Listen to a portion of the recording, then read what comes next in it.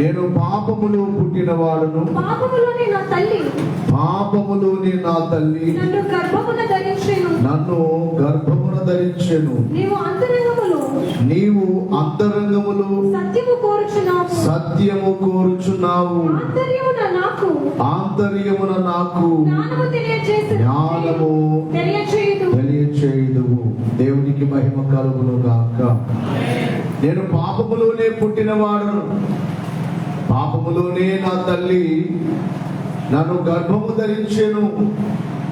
నీవు నా అంతరంగములో సత్యము కోరుకొనుచున్నావు, ఆంతర్యమున నాకు జ్ఞానము కలుగు చేయుచున్నావు అనే మాటలు ఇక్కడ చూస్తున్నాం. మన తల్లి గర్భమందు మనము పాపులమే. అందుకే జన్మ పాపము, కర్మ పాపము, రెండు పాపాలు. ఒకటి జన్మ పాపము, రెండవది కర్మ పాపము. జన్మ పాపము అంటే ప్రతి మానవుడు జన్మమును బట్టి పాపి. మానవ జన్మమే ఒక పాపము. ఇక రెండవది కర్మ పాపము. అయితే అట్టి పాపము కలిగిన మన ఎడల దేవుడు ఏం కోరుకుంటున్నాడు? మన అంతరంగములో సత్యమును లేక పరిశుద్ధతను కోరుకుంటున్నాడు. మనకు వచనములో కూడా మనం చూసినప్పుడు రోమీయులకు రాసిన పత్రిక 7 నేను చేసిన ఎడల ధర్మశాస్త్రము శ్రేష్టమైనదైనట్టు ఒప్పుకొనుచున్నాను. కావున ఇకను దాని చేయునది నా యందు నివసించు పాపమే గాని నేను కాదు. నా యందు అనగా నా శరీరమందు మంచిది ఏదియు నివసింపదని నేను ఎరుగుదును. మేలైనది చేయవలెనను కోరిక నాకు కలుగుచున్నది గాని దానిని చేయుట నాకు కలుగుట లేదు. నేను చేయగోరు మేలు చేయగా చేయగోరని కీడు చేయుచున్నాను. నేను కోరని దానిని చేసిన దానిని చేయునది నా యందు నివసించు పాపమే గాని ఇకను నేను కాదు. కాబట్టి మేలు చేయగోరు నాకు కీడు చేయట కలుగుచున్నదను ఒక నియమము నాకు కనబడుచున్నది.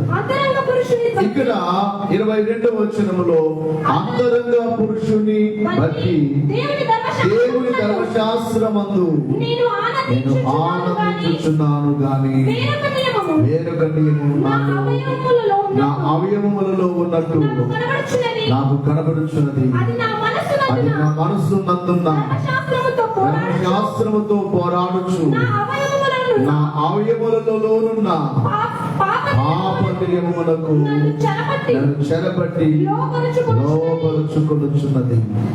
గమనించాలి. ఇక్కడ మనిషి యొక్క స్వభావాన్ని అంతటిని రాస్తున్నాడు పౌలు భక్తుడు. మనసు పెట్టి వినాలి, మీకు అర్థం అవ్వాలని. నేను మేలు చేయాలనుకుంటున్నాను కానీ చేయలేకపోతున్నాను. నేను మంచిగా ఉండాలనుకుంటున్నాను కానీ అనుకుంటున్నారు ప్రతి ఒక్కరు. పాపము చేయకూడదు అనుకుంటున్నారు, చెడ్డగా జీవించకూడదు అనుకుంటున్నారు, మంచి చేయాలనుకుంటున్నారు కానీ చేయలేకపోతున్నారు. చేయాలనుకున్న మనిషి చేయలేక చేయకూడని కీడే చేస్తున్నారు, చేయకూడని పాపమే చేస్తున్నారు. అయితే ఇక్కడ మనకు బైబిల్ చెప్పే మాట ఏమిటంటే, అక్కడ చివరిలో అంటాడు, ఇంతటి భయంకరమైన పాపమును నన్ను ఎవరు విడిపించగలరు అంటాడు. 23వ వచనం. అయ్యో నేనెంత దౌర్భాగ్యులను, ఇంటి మరణమునకు లోనకు శరీరము నుండి నన్నెవడు విడిపించును? మన ప్రభువైన యేసుక్రీస్తు ద్వారా దేవునికి కృతజ్ఞతాస్తుతులు చెల్లించుచున్నాను. కాగా మనస్సు విషయములో నేను దైవ నియమమునకును శరీర విషయములో పాప నియమమునకును దాసుడనై ఉన్నాను. ఎవరు నన్ను విడిపిస్తారు? ప్రభువైన యేసుక్రీస్తు వారే విడిపించగలరు. ఆయనే మనలను పరిశుద్ధముగా జీవింపచేయగలరు. నీకు నీవుగా పరిశుద్ధముగా ఉండాలంటే ఉండలేవు. నాకు నేనుగా పరిశుద్ధముగా ఉండాలంటే ఉండలేను. అంతటి మహాభక్తుడే అంటున్నాడు, అపోస్తుడైన పౌలు అంటున్నాడు, నేను చేయకూడని కీడునే చేయించున్నాను, చేయకూడదనుకున్నా పాపమునే చేయించున్నాను. సరే, విశ్వాసి వాక్య అంశం ఏమిటంటే, విశ్వాసి పాపము చేయకుండా పరిశుద్ధముగా ఉండగలడు. ఎప్పుడు ఉండగలడు అంటే, మొట్టమొదటి మాటను మనము చూచినట్లయితే, దేవ స్వభావమును ధరించుకున్నప్పుడు. నర స్వభావము కాకుండా, మానవ స్వభావము కాకుండా దేవుని స్వభావము. దేవుని స్వభావం ఏమిటి? పరిశుద్ధతయే. దేవుని స్వభావం ఏమిటి? నీతియే. దేవుని స్వభావములో ఏ విధమైన కల్మషము లేదు. కనుక దేవ స్వభావమును ఎవరైతే ధరించుకుంటారో, కలిగి ఉంటారో, వారు పాపము చేయరు. ఆ మాట వాక్య పఠనంలో మనం చదువుతున్నాం. పేతురు రాసిన 2వ పత్రికలో 1వ అధ్యాయం 4వ వచనములో ఇక్కడ అపోస్తుడైన పేతురు గారు రాస్తున్న మాట చదువుమా.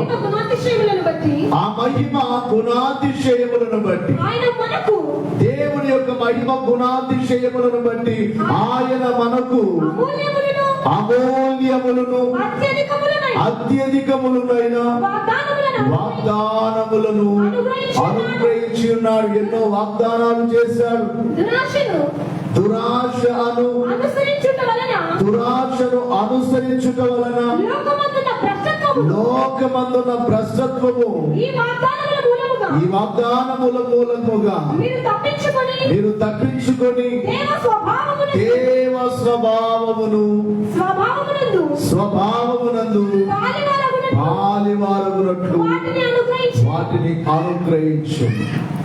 ఎన్నో వాగ్దానాలు చేశాడు, కానీ లోకములో ఉన్న ఈ దుష్టమైన స్వభావము, దుర్మార్గమైన స్వభావమును అనుసరించి దేవుని వాగ్దానములకు మనము లోను కాకుండా లోకం వైపు చూసి ఆ వాగ్దానాలను పోగొట్టుకుంటున్నాం. అలాగున అట్టి పరిస్థితిలోని కాకుండా మీరు ఏమి కలిగి ఉండాలి అని దేవుడు కోరుతున్నారు అంటే, దేవ స్వభావము. ఏ స్వభావము? దేవుని యొక్క స్వభావము. అట్టి స్వభావాన్ని దేవుడు మనకు అనుగ్రహించి ఉన్నాడు. ఆ స్వభావాన్ని దేవుడు మనకు అనుగ్రహించినప్పటికీ కూడా లోకములో ఉన్న దురాశలకు మనము లోబడి దేవుని స్వభావానికి దూరమైపోతున్నారు చాలా మంది.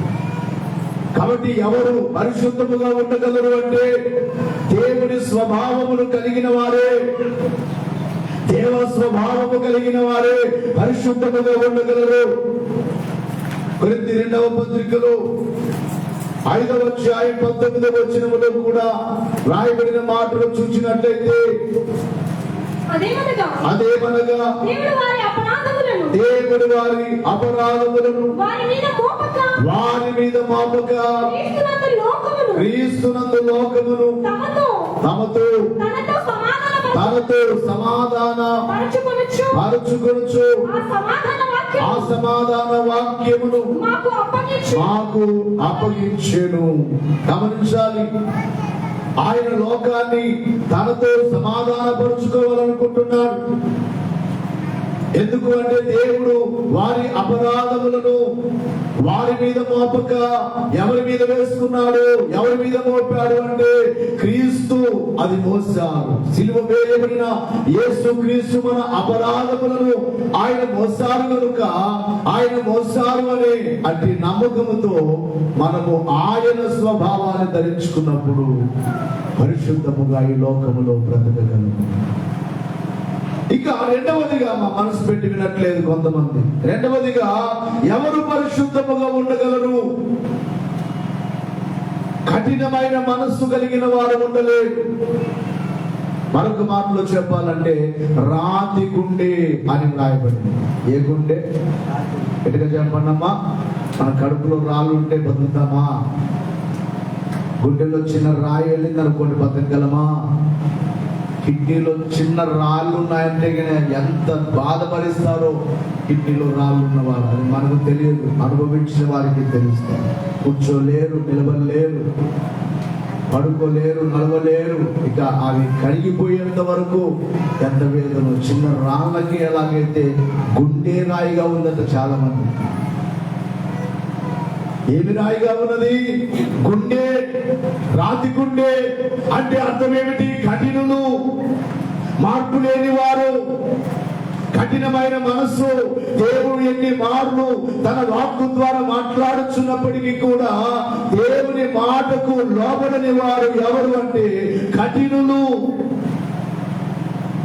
దేవుని యొక్క మాటలకు వారి హృదయములో చోటివ్వని వారు, దేవుని మాటలను వారి హృదయములో చేర్చుకునని వారు ఎవరు అంటే కఠినులు.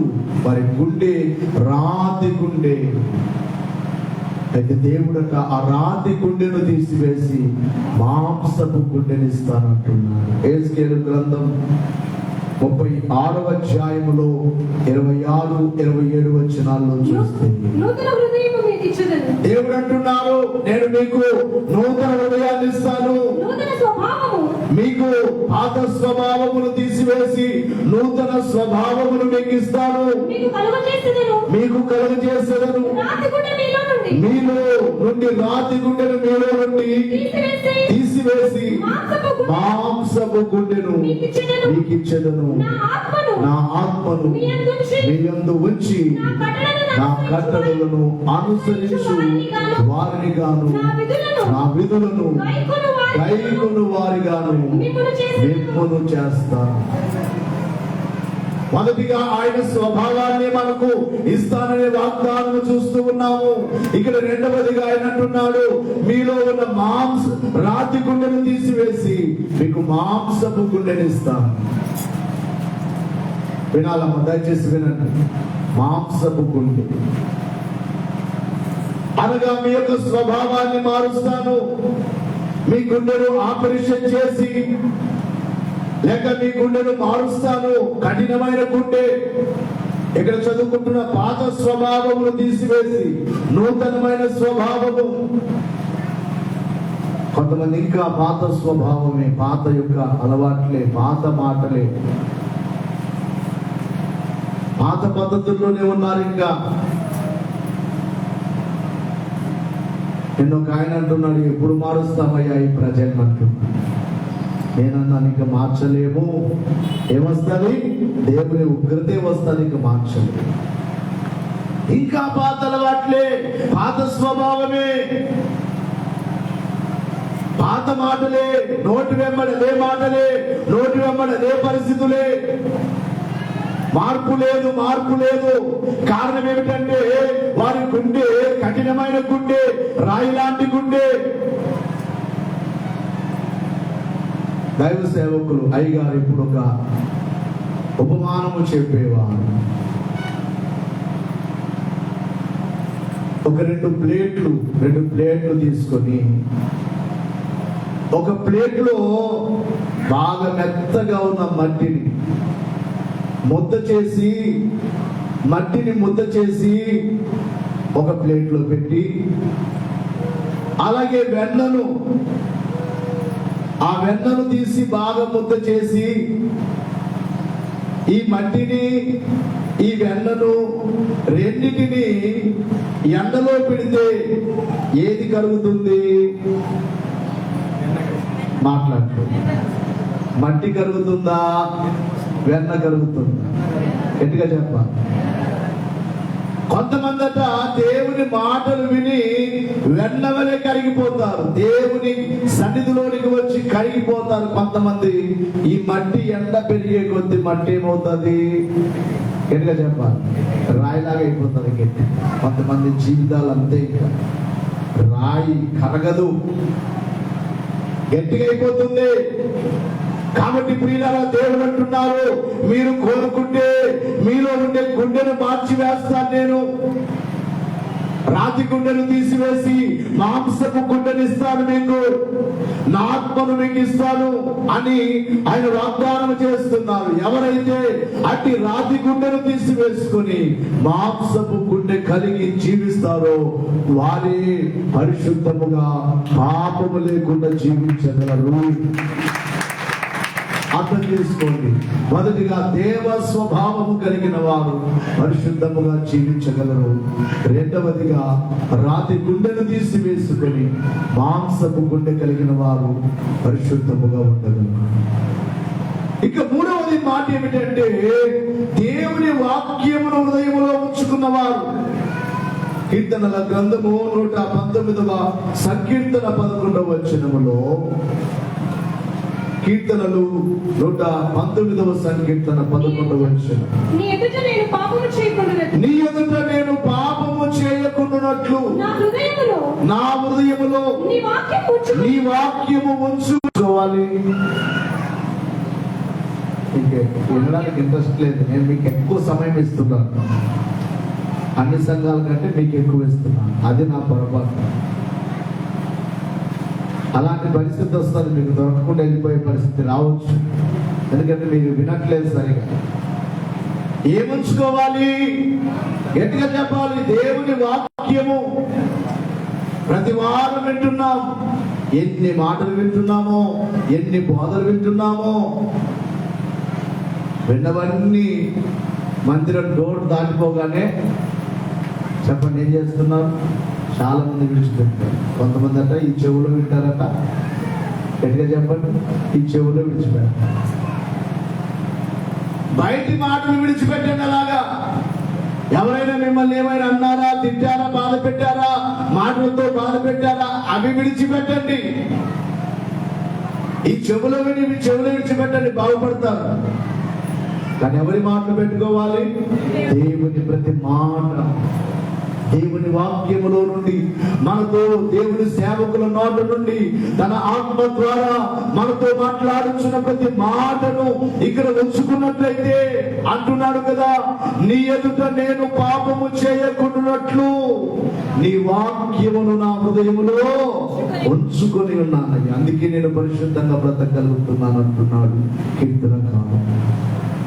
నేను ఎందుకు పాపము చేయకుండా ఉండగలుగుతున్నాను అంటే నీ మాటలే నన్ను పరిశుద్ధముగా నడిపిస్తూ ఉన్నాయి. నీ మాటలే నేను పాపము చేయాలనే కోరిక రాకుండా, నీ మాటలే నేను పాపములో పడకుండా, నీ మాటలే నన్ను పరిశుద్ధముగా నడిపిస్తున్నాయి. నీ మాటలే. కాబట్టి దేవుని మాటలు మన హృదయంలో ఉంచుకున్నట్లయితే పాపము చేయకుండా ఉండగలము. యోహాను రాసిన మొదటి పత్రికలో ఈనాడు గమనించాలి, 2వ అధ్యాయము 14వ వచనములో చూసినట్లయితే, చిన్న పిల్లలారా మీరు తండ్రిని ఎరిగి ఉన్నారు కనుక మీకు వ్రాయించున్నాను. తండ్రులారా మీరు ఆది నుండి ఉన్నవానిని ఎరిగి ఉన్నారు కనుక మీకు వ్రాయించున్నాను. యవనస్తులారా మీరు బలవంతులు, దేవుని వాక్యము ఎవరి యందు ఉన్నదట? మీ యందు నిలుచుచున్నది. మీరు దుష్టుని జయించున్నారు కనుక మీకు వ్రాయించున్నాను. యవనస్తులారా, ఓ యవన కుమారులారా, కుమార్తెలారా, మీ యందు దేవుని వాక్యమును పెట్టుకున్నట్లయితే ఆ వాక్యం ఏమి చేస్తుంది? మిమ్మల్ని శోధించే దుష్టుడైన సాతానుని ఎదిరించేటట్లుగా, పాపకారుడు పాప శోధకుడైన సాతానుని ఎదిరించేటట్లుగా చేస్తుంది. కనుక దేవుని వాక్యమును మన హృదయాల్లో ఉంచుకున్నట్లయితే ఆ వాక్యము మనల్ని పరిశుద్ధముగా ఈ లోకములో జీవింపచేస్తుంది. ఇక 4వదిగా చూసినట్లయితే క్రీస్తునే మనలో ఉంచుకోవాలి. యోహాను రాసిన సువార్తలో 15వ అధ్యాయము 3వ వచనము నుండి ప్రభు అంటున్నాడు, నేను మీతో చెప్పిన మాటలను బట్టి మీరిప్పుడు ఏమై ఉన్నారు అంటే పవిత్రులై ఉన్నారు. ఎవరు పవిత్రులు అయినట్టున్నారు? నా యందు నిలిచి ఉండుడి, మీరు నా యందు నిలిచి ఉంటే నేను కూడా మీ యందు నిలిచి ఉంటాను. తీగె ద్రాక్షవల్లిలో ఒక తీగె ద్రాక్ష తీగె ఆ వల్లికి అట్టు కట్టబడినట్లుగా నిలిచి ఉంటేనే గాని తన అంతట తానే ఫలింపదు. అలాగే నా యందు నిలిచి ఉంటేనే గాని మీరును ఫలింపరు. ద్రాక్షావళిని నేను, తీగలు మీరు. ఇక్కడ అంటున్నాడు, ఎవడు నా యందు నిలిచి ఉండునో, నేను ఎవరి యందు నిలిచి ఉండునో వాడు బహుగా ఫలించును. నాకు వేరుగా ఉండి మీరేమీ చెయ్యలేదు. దేవునికి వేరుగా ఉండి నీవేదో చేయాలనుకుంటున్నావు, ఏం చేయలేదు. దేవుడు లేకుండా నీవేదో సాధించాలనుకుంటున్నావేమో. ఆయన పలికే మాట, నాకు వేరుగా ఉండి మీరేమి చేయలేరు, నాలో ఉండండి. ద్రాక్ష తీగ ఎలాగైతే తన యొక్క వల్లికి అడ్డుకట్టబడినట్లుగా మీరు అడ్డుకట్టబడినప్పుడే మనము ఫలించగలము, అడ్డుకట్టబడినప్పుడే ఫలింపగలము. ఆయన అంటున్నాడు, నాలో మీలో నేను ఉండాలి, నేను మీలో ఉండాలి, మీరు నాలో ఉండాలి. ఎప్పుడైతే క్రీస్తును మనలో ఉంచుకోగలమో, క్రీస్తుతో మనము అడ్డు కట్టబడి జీవించగలము, అప్పుడే మనం పరిశుద్ధముగా ఉండగలము, పాపము చేయకుండా ఉండగలము. ప్రభువుకు వేరుగా ఉండి పేరుకు మాత్రమే క్రీస్తు నమ్మామని చెప్పి ఆయనలో లేకుండా వేరుగా ఉన్నవారు ఎందరో ఉన్నారు. ఒకసారి పరీక్ష చేసుకో. ఈ మాటలు వింటున్న నీవు దేవుని వాక్యాన్ని ఉంచుకుంటున్నావా? దేవ స్వభావాన్ని కలిగి ఉన్నావా? ఒకసారి పరీక్ష చేసుకో. దేవుని వాక్యం నీలో ఉన్నదా? నువ్వు దేవునికి అడ్డుకట్టబడి బ్రతుకుతున్నావా? ఒకసారి పరీక్ష చేసుకున్నప్పుడు నీ గుండె రాతి గుండెగా ఉన్నదా, కఠినముగా ఉన్నదా? చాలా మంది కఠినులుగానే ఉన్నారు. ఇకేం చేయలేరు, దేవుడు ఏం చేయలేరు. అంత దినాల్లో అటు కఠినులైన వారిని దేవుడు ఏమి చేయలేదు. ఇక ఉగ్రతకే గురి కావలసి వస్తుంది. కనుక ప్రియులారా, ఇక్కడ అంటున్నాడు కదా, నాలో మీరుంటే మీలో నేనుంటాను, అప్పుడు మీరు ఫలిస్తారు. నాకు వేరుగా ఉండి మీరేం చేయలేరు. దేవునికి వేరుగా ఉండి ఏదో సాధించాలనుకుంటే ఏమి చేయలేవు, నష్టపోవలసి వస్తుంది. ఎందరినో దేవుని సేవకుని అనుభవంలో చూచాను, నష్టపోయిన వారే. ఇక 5వదిగా చూచినట్లయితే, మన పరిశుద్ధముగా ఉండటం కొరకై మన ప్రధాన యాజకుడైన క్రీస్తు మన కోసము విజ్ఞాపనము చేయించున్నాడు. మన ప్రధాన యాజకుడు, మనము కూడా ఆ ప్రధాన యాజకుడి యొక్క పిల్లలుగా ఉన్నాము కనుక పాపములో పడకూడదని, నా బిడ్డలు పాపములో పడకూడదు, పరిశుద్ధముగా ఉండాలని ఆయన మన కోసం విజ్ఞాపనము చేయించున్నాడు. దేవుని యొక్క వాక్యములో ఎబ్రీ పత్రిక 7వ అధ్యాయం 25వ వచనములో, ఈయన తన ద్వారా దేవుని యొద్దకు వచ్చి వారి పక్షమున ఎవరు విజ్ఞాపనము చేయుటకు నిరంతరము జీవించుచున్నాడు. కనుక వారిని సంపూర్ణముగా రక్షించుటకు శక్తివంతుడై ఉన్నాడు. మనకి గమనించాలి, ఎవరు ఏం చేస్తున్నాడట? ఆయన విజ్ఞాపనం చేస్తున్నాడు. ఏమని? తన యొద్దకు వచ్చే వారి పక్షాన వారు సంపూర్ణముగా రక్షింపబడాలని, సంపూర్ణ రక్షణలోనికి రావాలని. ఇంకా చాలా మంది సంపూర్ణ రక్షణలోనికి రాలేదు, అసంపూర్ణముగానే ఉన్నారు. ఏదో ఒక బలహీనత ప్రతి ఒక్కరిలో ఉంది. దేవుడు ఈ సమయంలో మాట్లాడుచున్నారు నీతో. నీవు పాపము చేయకుండా బ్రతకాలంటే ఇదిగో ఆయన మన కోసం విజ్ఞాపన చేస్తున్నాడన్న సంగతి ప్రతి వారు జ్ఞాపకం చేసుకోవాలి. ఎబ్రీ పత్రిక 9వ అధ్యాయం 24వ వచనాన్ని కూడా ఒకసారి చూద్దాం. అందువలన నిజమైన పరిశుద్ధ స్థలమును పోలి హస్తకృతమైన పరిశుద్ధ స్థలములలో క్రీస్తు ప్రవేశింపలేదు గాని ఇప్పుడు మన కొరకు దేవుని సముఖమందు కనబడుటకు పరలోకమందే ప్రవేశించారు. అంతేకాదు ప్రధాన యాజకుడు ప్రతి సంవత్సరము తనది కాని రక్తము తీసుకొని పరిశుద్ధ స్థలములోనికి ప్రవేశించినట్లు ఆయన అనేక పర్యాయములు తను తాను అర్పించుకొనుటకు ప్రవేశింపలేదు. అట్లైన ఎడల జగత్తు పునాది వేయబడినది మొదలుకొని అనేక పర్యాయములు శ్రమ పడవలసి వచ్చింది. అయితే ఆయన యుగముల సమాప్తి యందు తను తానే బలిగా అర్పించుకొనుట వలన పాప నివారణము చేయుటకై ఒక్కసారి ప్రత్యక్షపరచబడెను. మనుషులొక్కసారి వృద్ధి పొందవలనని నియమింపబడెను. ఆ తర్వాత తీర్పు జరుగు. అలాగుననే క్రీస్తు కూడా అనేకుల పాపములను భరించుటకు ఒక్కసారి అర్పింపబడి తన కొరకు కనిపెట్టుకున్న వారి రక్షణ నిమిత్తమై పాపము లేకుండా రెండవసారి ప్రత్యక్షమగును. దేవునికి మహిమ కలుగును. పరలోకములో పరిశుద్ధ స్థలములో ప్రవేశించాడు.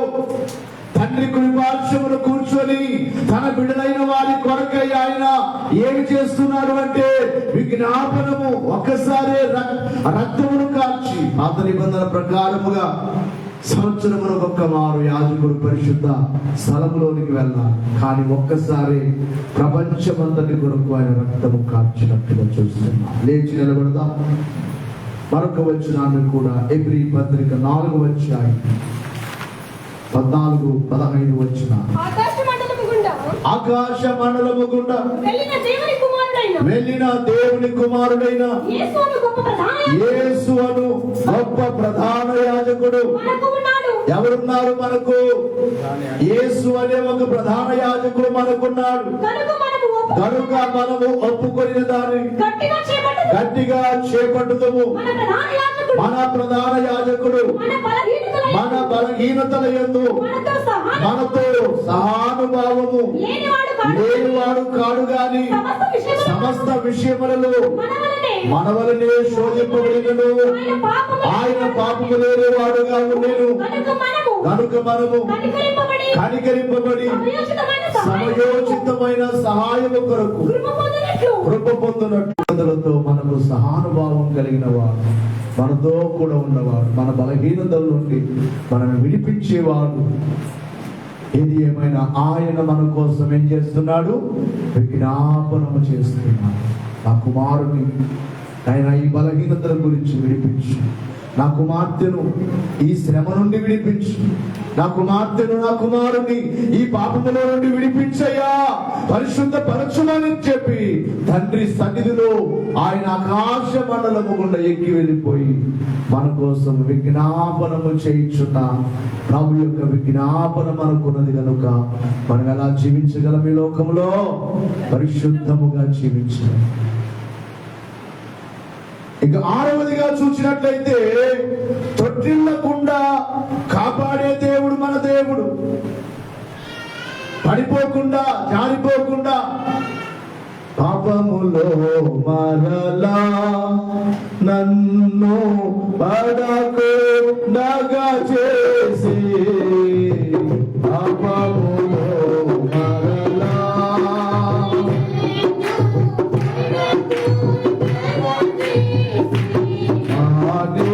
పరిశుద్ధ చప్పుడు గట్టిగా హుషారుగా పాడాలందరూ నోరు తెరిచి పాటలు పాడండి.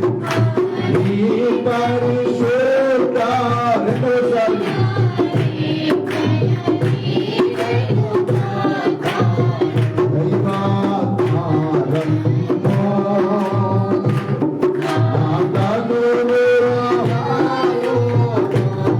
నా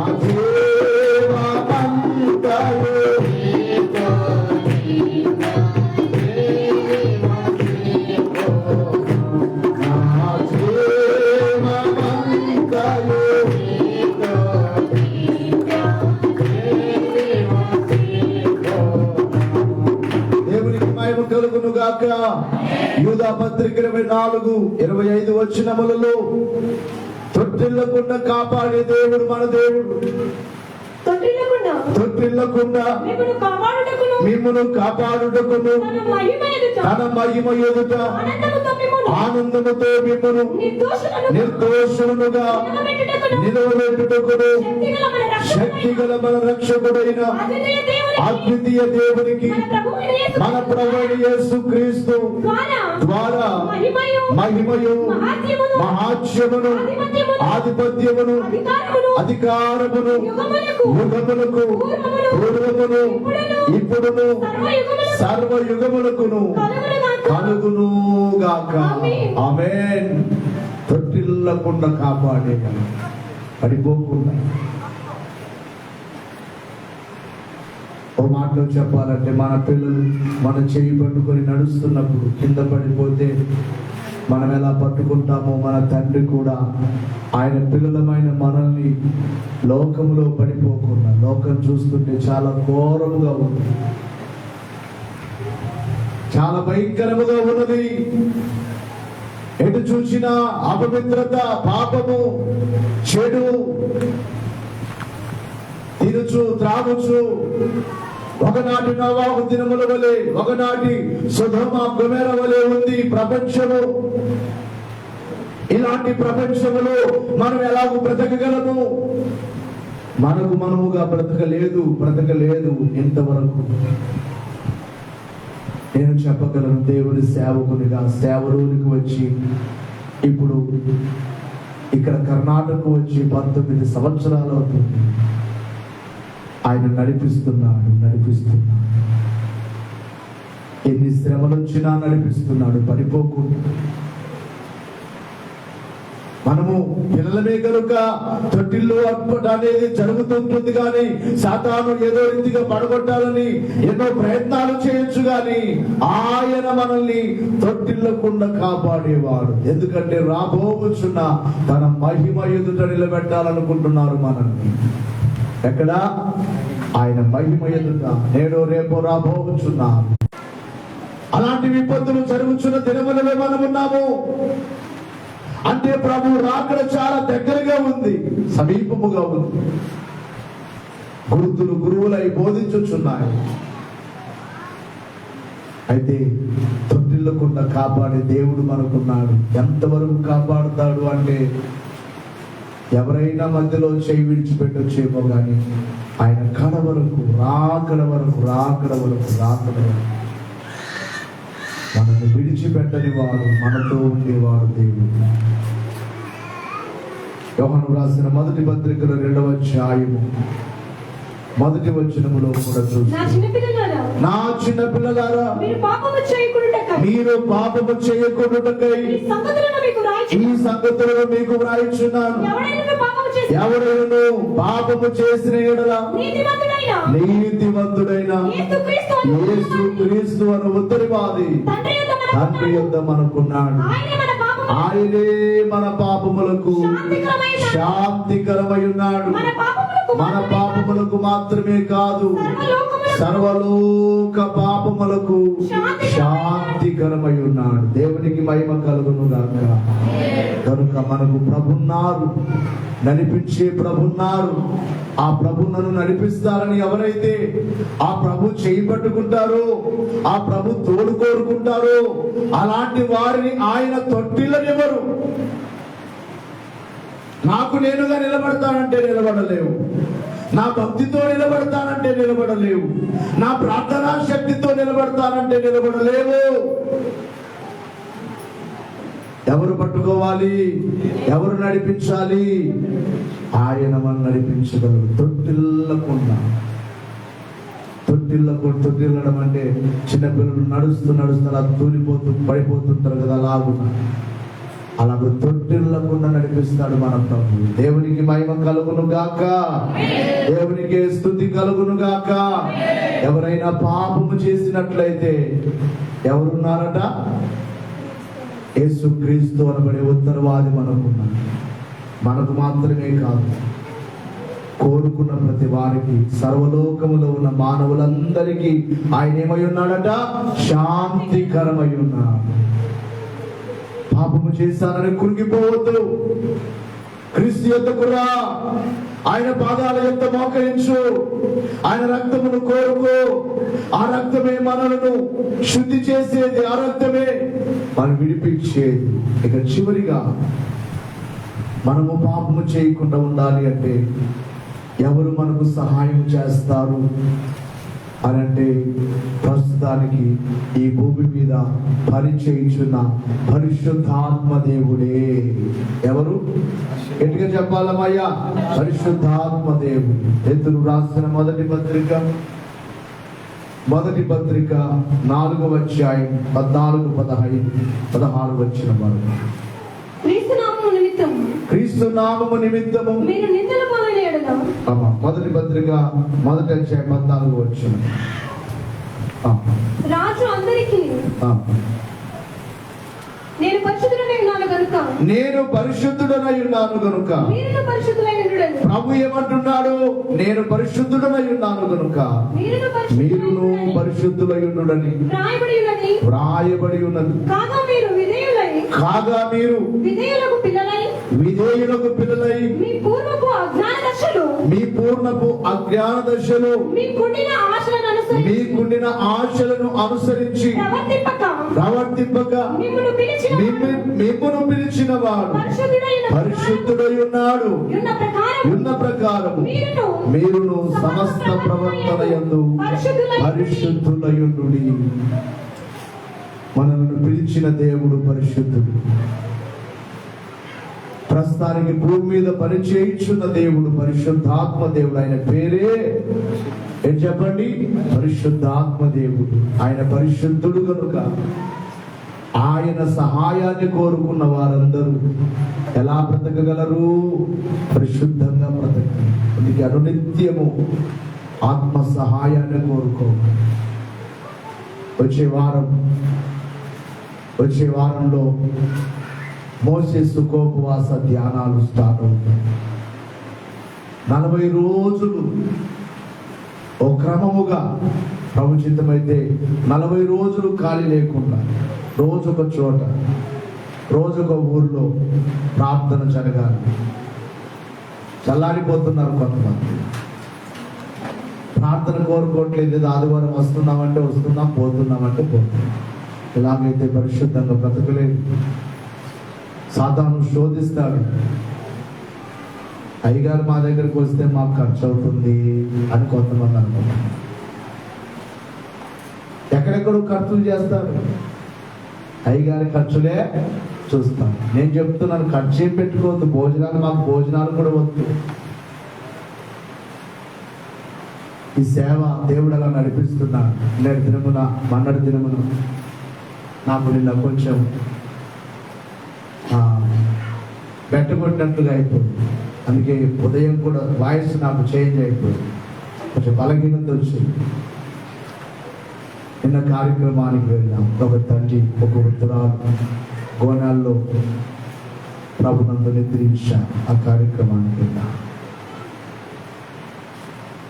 దాదాపుగా ఆ కార్యక్రమం అయ్యేలోపు 1:40 దగ్గర 2 గంటలైంది టైం.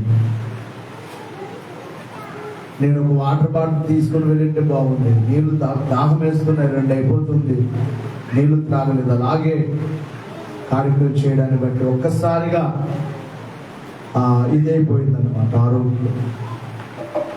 అక్కడ వారు శ్రమలో ఉన్నారు. వారు రాత్రి అయితే అన్ని ఏర్పాటు చేశారు, కానీ ఉదయం వారు చాలా దుఃఖములో ఉన్నారు. ఎందుకంటే ఆ తల్లి ఆ కుటుంబం కోసం ఎంతో శ్రమ పడింది. వారు చెప్తున్నారు, ఆ తల్లి ఎంతో శ్రమ పడింది. కట్టెలు మోసి వారి పిల్లలకు భోజనం పెట్టింది. ఒక రోజున కట్టెలు ఎత్తుకుని వెళ్ళిందట బల్లారులోనికి. ఆ టౌన్లోనికి వెళ్ళి కట్టెలు మోపు పెట్టుకుంది. ఎవరైనా తీసుకెళ్తారట? ఎవరు తీసుకెళ్తారు? ఇంటికి వస్తే భోజనం లేదు పిల్లలకు. తల్లి కనుక, వయసులో పెద్దది కనుక ఆమె తట్టుకోగలదు. అక్కడ ఉండే ఆ మోపు వెనక్కి ఎత్తుకొని ఏడ్చుకుంటూ వచ్చి ఆ మోపును కాలువలో పడేసి ఇంటికి వచ్చి ఏడ్చుకుంటాం. అంత శ్రమ పడింది ఆ తల్లి ఆ బిడ్డల కోసం. అందుకే వారు ఎంతో దుఃఖపడుతున్నారు. అయితే చివరి దినాల్లో చాలా చక్కగా చూశారు ఆ పిల్లలు. నాకు అది అనిపించింది. 20 రోజులు హాస్పిటల్లో ఉంది. 20 రోజులు వారు విసుక్కోలేదు, రాత్రి పగలు. అంటే వారు, నాకు అనిపించింది, తల్లి చేసిన ఆ కష్టానికి వారు కృతజ్ఞతగా సేవ చేశారు చివరి దినాలు. కనుక ప్రియులారా, నేను ఎందుకు ఈ మాట చెప్తున్నానంటే, మీరు ఏమైనా ఇచ్చినా ఇస్తే ఆ నీళ్లు బాటిల్ ఇస్తే తాగుతాం, లేకపోతే నీళ్లు లేకుండా కార్యక్రమం చేస్తాం. భోజనం పెడితే తింటాం, లేకపోయినా పని చేస్తాం. కానీ అయ్యగారిని పిలిస్తే మాకు ఖర్చు అవుతుందేమని ప్రార్థనలు కూడా పిలవట్లేదు చాలా మంది. దేవుడు నడిపిస్తాడు. అక్కడికి వెళ్ళడానికి డీజిల్ కూడా లేదు. నిన్న మన ప్రభాకర్ వారు తోట వేశారు. అక్కడికి వెళ్తే వారు ఇచ్చిన కానుకతోనే ఆ డీజిల్ వేయించుకొని మరలా మేము అక్కడ భోజనం కూడా వచ్చేటప్పుడు, అంత కార్యక్రమం అయిన తర్వాత వచ్చేటప్పుడు భోజనం కూడా చేసి రావాలొచ్చారు. భార్య భర్త ఇద్దరు, ప్రభాకర్ నయోగమ్మ. ఆ కుమార్తె కొంత కానుకయ్యా ఏమైనా టిఫిన్ చేయండి మీరు వెళ్తున్నారని ఆ కుమార్తె ఇచ్చింది. ఆ కుమారుడు కూడా కానుక తన జేబులో ఉన్న చిల్లరతో సాయం చేశాడు. అదంతా కూడా నేను నా సేవలో ఏదో రీతిగా దేవుడు జరిగిస్తారు. పని ఆగదు. కానీ కార్యక్రమాలు మాత్రం మీరు నిర్లక్ష్యం చేయరు. 40 రోజులు తప్పకుండా మీరు అవసరమైతే గృహ ప్రార్థనలు, అయ్యగారు దేవదాస్ అయ్య గారు అన్నారు, నెలకొక్కసారి కుటుంబ ప్రార్థన పెట్టుకోవాలన్నారు. కుటుంబ ప్రార్థన కూడా మానేస్తారు. ఎలాగున జీవించగలరు, ఎలాగున దేవుడు మిమ్మల్ని నడిపిస్తాడు. ఆత్మను కోరుకోవాలి. ఆత్మయే, పరిశుద్ధాత్మయే మనలను పరిశుద్ధముగా నడిపించేవారు. చివరిగా మరొక వచనం, ఎఫెసీ పత్రిక 1వ అధ్యాయం 13-14 వచనములలో, మీరును సత్యవాక్యమును అనగా మీ రక్షణ సువార్తను విని క్రీస్తునందు విశ్వాసముంచి వాగ్దానము చేయబడిన బాగా వినాలి, ఎవరు ఆత్మచేత ముద్రింపబడి ఉన్నారు, దేవుని మహిమకు కీర్తి కలుగుటకై ఆయన సంపాదించుకొనిన ప్రజలకు విమోచనము కలుగు నిమిత్తము ఈ ఆత్మ మన స్వాస్థ్యమునకు సంచకరువుగా ఉన్నాడు. ఆత్మ సహాయాన్ని కోరుకోవాలి. ఆత్మయే మనకు సంచకరువుగా, మన నడిపించేవాడుగా, పడకుండా చేసేవాడుగా. కాబట్టి ఆత్మనగా ఏదో మోకరించి చప్పలు కొట్టి ఆ కొద్దిసేపు కాదు, అనునిత్యము ఎక్కడున్నా ఎవరు ఆత్మ పని చేయాలి, ఎట్లా చెప్పాలి, నీలో పని చేయాలా. నీకైగారన్నా నా జీవమంతా నీతోనే నిండుగా ఉండడానికి దైవాత్మ నాలోనికి వస్తే నా జీవమంతా ఎవరితో, నీతోనే. ఆత్మయే మనల్ని నడిపించేవాడు. మరొకసారి చదువుకుమార్తె అక్కడ చక్కటి మాటలుగా, అనగా ఈ రక్షణ సువార్తను విని క్రీస్తునందు విశ్వాసముంచి. ఎవరు ఈ ఆత్మ అంటే వాగ్దానము చేయబడిన ఆత్మ చేత ముద్రింపబడ్డాం మనం. దేవుని మహిమకు కీర్తి కలుగుటకై ఆయన సంపాదించుకొనిన ప్రజలకు ఆయన సంపాదించుకున్న ప్రజలకు విమోచనము కలుగుటకై నిమిత్తము ఈ ఆత్మ మన స్వాస్థ్యమునకు సంచకరువుగా ఉన్న దేవుని చేత వాగ్దానము చేయబడిన ఆత్మ చేత మనం నడిపింపబడాలి. ఆ స్వాస్థ్యమునకు దేవుడు మనకిచ్చే స్వాస్థ్యాన్ని తీసుకొని వెళ్ళడానికి పరిశుద్ధాత్మ దేవుడు మన మధ్యలో ఉన్నారు. ఆత్మను కోరుకుందాం, ఆయన కనపరుద్దాం. 7 విషయాలు మీరు చెప్పడం జరిగింది. విశ్వాసులు పాపము చేయకుండా ఉండగలరు. ఎప్పుడు?